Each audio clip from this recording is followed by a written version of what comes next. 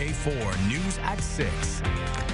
We continue our flooding coverage tonight as Riverfront Park and Ott Park are now closed in North Little Rock. The city says about 50 homes are threatened, so this morning they went door to door informing families that evacuation is recommended.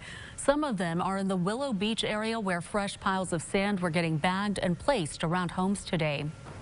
We don't really know, and I don't think they really know exactly what the level is going to be, but we know we're going to be prepared, best we can. If it, it's all we can do is prepare for the worst and hope for the best. But there are 4 public locations for North Little Rock residents to get free sand. You can check out our website for those spots. If anyone feels they need help evacuating, you can call the non-emergency police phone number.